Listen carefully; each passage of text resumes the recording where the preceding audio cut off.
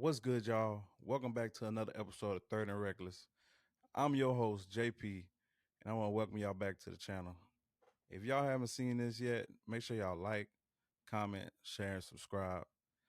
I'm gonna get into the games from Sunday night, Monday night, and then get into some stories about what's going on in the NFL right now. Um, it's it's a lot going on. A good week of football. Week one finished, done. Time for week two. It's looking good. Sunday night was a nail biter. Came down to the end of the game. Same with Monday night. Let's get into Monday's night football game first. The Vikings went on the road, beat Chicago for their home opener, 27-24. Now, what I got out of that game, um, in the first quarter, the first half for the Bears, Caleb Williams was looking good. He looked like a real decent player. He looked like he'd been working on in the off season. He started out 10 for 10, and then it just went downhill from there. He used his legs a lot. He got out of the pocket, scrambling, scrambling. Made some great throws. That one to Roma Dunze on the sideline, that was an amazing throw. He threw it like he was a shortstop. That was a great throw. I like that. But you see some great stuff out of Caleb Williams. Would you be discouraged or would you be worried? I don't think so. Chicago looked good in the first half. They look like a great ball club, but as the season goes, I think they'll be okay. That's a rivalry. It's in the division. It's hard to play a division game any day of the week, so you can't really you can't really be mad at them. I feel like he did okay. He had a clean game. He didn't throw any interceptions. He didn't fumble the ball. So you can only go up from here. Caleb Williams looked good underneath the Ben Johnson offense. I know if you didn't know, Ben Johnson came from Detroit last year, and the way they looked with the disguises and throws and like all the stuff they had, linemen catching it, the quarterback catching, receivers throwing touchdowns. I mean, you didn't know what was going on. And at the beginning of the game, you really seeing how comfortable Caleb Williams was with that offense. They just couldn't change anything going into the second half because the Vikings and Brian Flores, they came in with a game plan after halftime and shut all that down and started blitzing more. In the beginning, the first half they really didn't blitz as much. Second half they threw in a lot of blitzes. They were trying to get after Caleb Williams, get him uncomfortable, get him out the pocket and make throws. And that really helped. That really worked. And you see they came back and won 27-24. Now the Vikings, in the beginning, JJ McCarthy wasn't comfortable. They had him. The D line was getting after him. He had to move out the pocket a lot. He wasn't comfortable. He looked like a rookie quarterback. I mean, you can't say anything bad about him from the beginning because I mean this is really his first year starting. It's his second year, but from last year coming off the ACL, it's hard to get in the groove. And I think he'll be okay. I don't think it's hard to say right now that the Vikings are going to take over this division, but I don't think they'll have the same year as last year. Well, I don't think nobody in that division will, honestly. The way Green Bay is playing and then Detroit, you never know. But I feel like Minnesota and Chicago are going to be a fight for third and fourth in their division. All right, now I'm gonna get into the game stats. JJ McCarthy was 13 of 20, 143 yards, two touchdowns, and he did have that pick six. That could have sealed the game, but in the second half, he came out throwing. He wasn't scared. He wasn't he wasn't afraid to let the ball rip. And that's good to see from a young quarterback. Jay Jettas, man, he had 4 catches for 44 yards and a touchdown. Jordan Mason was pretty decent on the ground, 15 carries, 68 yards. Caleb Williams was 21 to 35, 210 and a touchdown. And he used his legs a lot, 58 yards and a touchdown. And he looked good when he was running that ball. DJ Moore had 3 catches for 68 yards. If you look at the breakdown of the game, I mean, it was pretty close. That's probably why the Vikings came back and took over this game. But I mean, the Vikings had 254 total yards and the Bears had 317. I mean, you can't get mad at that. It's just a division game and it's tough. It's hard to play your division rivalries, man. What really killed the Bears were penalties, man. 12 penalties for 127 yards. That's a lot. And then I mean, the Vikings made up for their turnover like through penalties clearly. But I mean, time of possession pretty close as well. But yeah, that's a typical division game. It's gonna come down because you see these guys twice a year. So you know their tendencies, you know what plays they like to run, what they like to do on down the distance. I mean, it's not easy to play a division game, man. But with that being said, JJ McCarthy became the first quarterback in NFL history to account for 3 touchdowns in the fourth quarter of his NFL debut. And he joined Steve Young as the only quarterbacks in the past 45 years to overcome a double-digit deficit in the fourth quarter of their debut wins. That's great company to be in.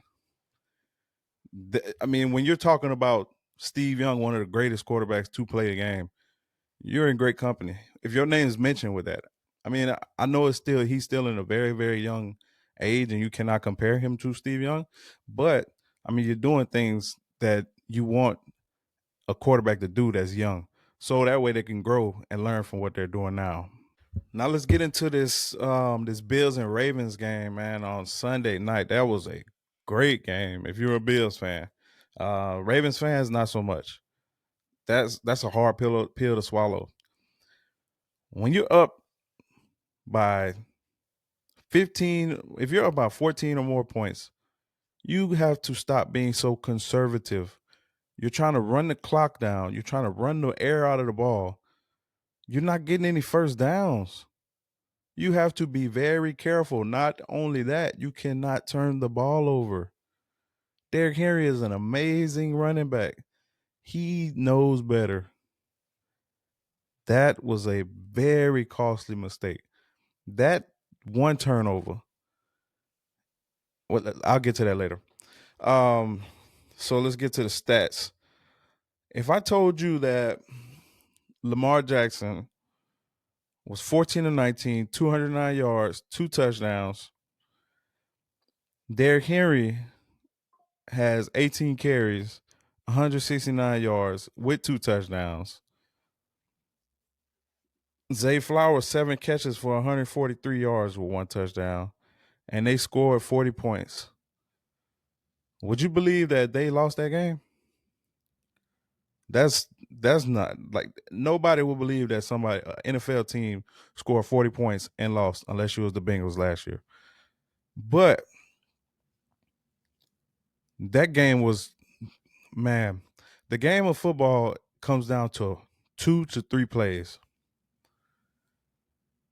The 2 plays in this game were the fumble that Derrick Henry had, then that tipped catch that Keon Coleman caught in the end zone. 2 plays. Everybody was leaving the game. They're down 15 points in the fourth quarter with 5 minutes left. Man, Josh Allen said, "Hey, I'm the reigning MVP. They chose me. I'm the MVP. Let me put it on my back. I'm here." Josh Allen was 33 of 46, 394 yards, 2 touchdowns. Hey, you gotta put some respect on that man, bro. That boy scored 22 points in the fourth quarter alone. Then you got Prater coming off the plane. He just landed the day before the game. He already making game winning kicks, man. That's ridiculous, man. I was so, hey, look, I was just about to go to bed. It had to been 10 o'clock. I was just about to go to bed. My lady was like, "You ain't going to bed yet?" I'm like, "No, I'm like, no, I'm gonna stay up and watch the game." Then shoot, they kicked the ball off to the Ravens. Derrick Henry fumble. I said, "Oh no, I'm staying up now for sure." I just couldn't believe it, man. All it takes, all it takes is one turnover that can ruin the game. That's the only turnover in the game, man. That hurts. That especially so late. If he would have fumbled in the first or second quarter, cool, no problem. But you fumbling that late, you just took the momentum and flipped it. It just turned over. Let's look at the team stats. The Bills almost finished with 500 yards, 497 total yards, 389 passing, 108 rushing. The Ravens 432 yards and 194 passing, 238 rushing. I thought Derrick Henry had an amazing game before that fumble. That doesn't define him, but I think he had an amazing game. Um, Time of possession was almost 35 minutes for the Bills, 25 minutes for the Ravens. I just feel like they got too conservative once they were up. That kind of hurt them at the end. Yeah, but that's the coverage of the games. It's hard for me to get right after the games and start to cover everything and start to talk about everything. But yeah, we're gonna get into some stories today around the NFL and see what's been happening, man. Josh Allen had a record-setting fourth quarter, posting 251 passing yards and 2 rushing touchdowns, making him the first player since at least 1978 with that combination of stats in a single quarter. He also recorded his seventh career game with at least 2 passing touchdowns and 2 rushing touchdowns and that's the most in NFL history. So Josh Allen is showing you why he was chosen MVP from last year. I don't think he should have been chosen, but I mean, I don't get a vote and I really don't care. But I mean, because the way Lamar Jackson had an amazing year last year, what, 40 over 4,000 yards and over almost 1,000 yards rushing? Like, he breaking records. And he only had what, single digit? He had like 6 picks. So over 4,000 yards with 6 interceptions. I mean, man, that's tough. Since we're on the subject of the Bills and the Ravens, the fan who shoved Ravens wide receiver D Hop and then got shoved by quarterback Lamar Jackson has been indefinitely banned from Bills and NFL stadiums, per a team official. The fan had been ejected after the shove Sunday night as well. That was tweeted out by Adam Scheffner, if y'all can see it on the screen. So, like, just like in life, man, you put your hands on somebody, you're going to have consequences. Why do you feel like it's okay to put your hands on a professional athlete or anybody at that? Because they're celebrating. I mean, D Hop just made an amazing catch. What'd you expect? One handed in the end zone. Come on, bro. That don't give you the right to put your hands on them. You know? Come on, man. We got to be smarter than that. I mean, you're at a professional event. Why do you want to get thrown out? You should know the consequences. Now you just got to live with it, brother. Let's stay in the AFC with this one. Justin Herbert becomes third player to have 300 plus passing yards, 3 plus touchdowns, and no interceptions in an international game. He joins the two greats, Tom Brady and Drew Brees. Justin Herbert is one of them guys, man. He has a cannon of an arm. He could run the ball. Y'all seen that when they were playing the Chiefs. He's a good man. He just got to stop with the turnovers. Once he stops turning the ball over, he can be top five. I mean, he's already in people's top five, so he just got to calm down with the turnovers, man. Okay, so the NFL is fining defensive tackle from the Eagles, Jalen Carter, $57,222 for spitting on Dak Prescott. Do y'all feel like that's enough, or should he had a?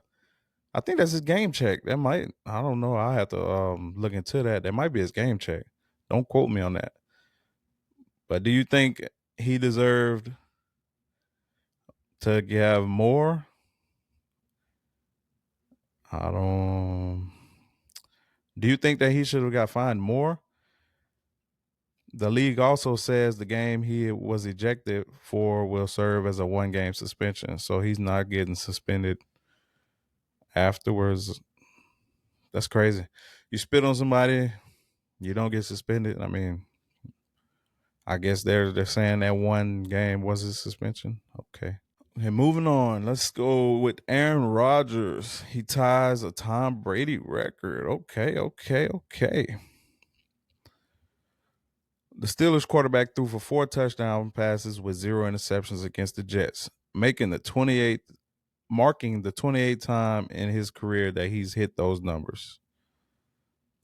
That means he's not tied with Tom Brady for the most games in NFL history with at least 4 touchdown passes and 0 picks. Rodgers also set the record for most touchdown passes a quarterback in a Steelers debut. Rodgers also threw for 244 yards, making him the first quarterback in NFL history to throw for at least 240 yards with 4 touchdowns and 0 interceptions in the debut game with the new team. Aaron Rodgers looked like a hell of a great quarterback with the Steelers. He looked good, man. He doesn't look like an old Aaron Rodgers. He looks like the old Aaron Rodgers. Throwing the ball, moving the ball down the field, getting what you can. He looked good. Do you feel like the Steelers will have an amazing year? Or do you feel like what happened last year will happen again? When they have a great start and then decline as the year goes by. I want to know what y'all think. Let me know. So the Bengals, they won with no offense. The Bengals, they beat the Browns 17-16 with only having 141 yards of offense. That win marked the first time in 55 years that the Bengals won a game where they were held under 150 yards. The Bengals had minus 18 yards in the fourth quarter, which was the fewest yards by an NFL team in a fourth quarter since at least 1991. I don't think this is the identity of the Bengals, seeing how Joe Burrow had passed for the most yards last year. I think since it's the beginning and they were playing against Myles Garrett, I think that they'll they'll be okay. I don't see them scoring only having 150 yards going into the future of this season. Who they have next week? They have the Jags next week. That goes to say they'll probably have over 300 yards as a total for sure. Shoot, Joe Burrow might have 300 yards passing himself. So let's get into week 2. Week 2 starts this Thursday. Washington and Green Bay. Who do y'all have? Man, that's going to be an amazing game. You got 2 great quarterbacks, Jaden Daniels and Jordan Love. You got ends out the woo wop. You got the young wide receivers for Green Bay. You got the wide receivers for Washington, Debo and Scary Terry. That's gonna be a good game, man. If I was a betting man, I would probably put my money on. I want to say Green Bay, but then I want to say Washington because I like Jaden Daniels. But oh man, I'm gonna tune into that game. That's gonna be a great game. Let's see what else we got. That's gonna be look decent. Mm. Hey, I think my Saints gonna be all right this week too against the 49ers, man. Brock Purdy looked like he hurt. Then you don't got no George Kittle at tight end. He's on IR. I feel like we could come out on that game. We got the Super Bowl rematch, the Eagles and the Chiefs. They got the 3 o'clock game. So hey, we got some good games this week as well, man. We can if y'all can see it, we should be all right for this week. I don't think anything crazy will happen. Yeah, I don't think anything crazy this week. Yeah, but this another video, man. Another episode. I want to thank y'all. Whenever y'all do watch this, I'm not getting any views or anything like that yet. Not yet, but we will by the end of this year. I guarantee you we will. And I'm gonna keep on posting, keep on grinding, keep on doing what I gotta. But yeah, make sure y'all like, make sure y'all comment, make sure y'all subscribe. And with that being said, I'm JP. I'm out.